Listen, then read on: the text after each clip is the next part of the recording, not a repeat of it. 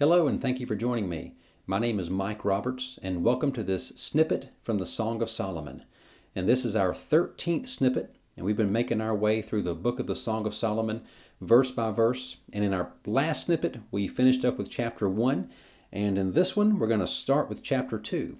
And so we've been talking about the relationship between Solomon, who represents Jesus, and the Shulamite maid, who represents you and me. And Solomon, of course, is the king in the story. He's the husband, and the Shulamite maid is his bride. And so, again, it speaks of the relationship that Jesus wants to have with us, that he's made available to us, and that he's calling us to have with him. And so far what we've seen throughout chapter 1 is a pattern starting to develop.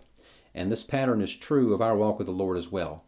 Solomon chimes in, but the Shulamite maid seems to do most of the talking. And that's sometimes the way it is with us as well. But whenever Solomon does speak, he's always so loving and kind, and he reaffirms to her his heart, and he's always consistent and unwavering in his devotion to her. Even though when she speaks, we can see ups and downs, we can see her going back and forth, and we can see good days and bad days, which again is true of us as well. And so in this snippet, we're picking up right in the middle of something that she's been saying.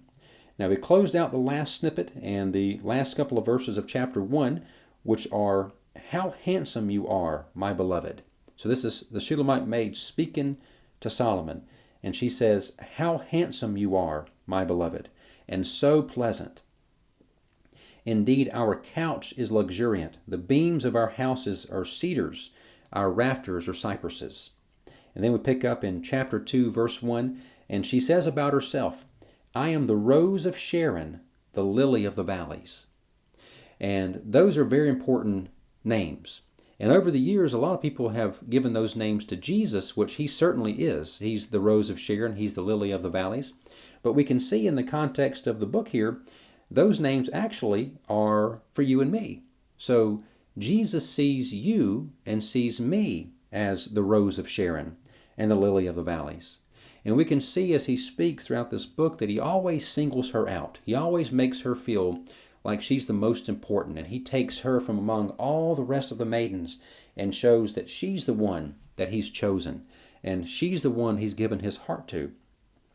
And in chapter 1, and we saw this in a previous snippet, her image of herself was way different from that.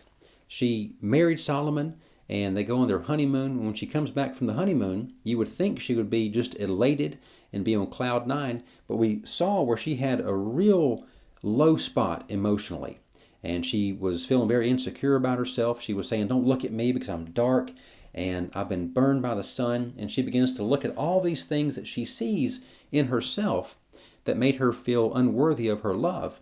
But now, as some time has passed, and she's been pursuing her king and pursuing her husband and spending time with him, living with him, her perspective about herself has begun to change. And so before, when she says, "I'm dark and the sun has burned me," now she says, "I'm the rose of Sharon, and I'm the lily of the valleys."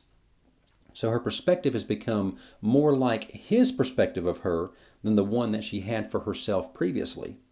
Well then, in a loving way, in verse 2 of chapter 2, Solomon chimes in and just reaffirms to her again, "Yes, what you're saying about yourself is true. That's my heart for you." So she says, "I'm the rose of Sharon and the lily of the valleys." And he goes a step further and he says, "Like a lily among thorns, so is my darling among the maidens." So he's saying more than just the lily of the valleys. He says, when I think about you, you make everybody else pale in comparison. All the other maidens that I could have chosen to give my heart to, I've chosen you. And when I look at you, you're like a lily and everybody else is like thorns. And so obviously this isn't speaking of our fellow believers. Jesus has a relationship with each one of us that's personal and intimate, but it changes the way we see ourselves. We begin to look at the way he sees us. So as we begin to spend time in his presence and begin to take his perspective of ourselves, our identity is not in what it used to be, but it's in the fact that he loves us. We begin to base our worth and base who we are and our perception of who we are upon him and his heart, as opposed to the things that we see in ourselves that we really wish weren't there. So she says, I'm the rose of Sharon, the lily of the valleys. And he says, like a lily among the thorns, so you are, my darling.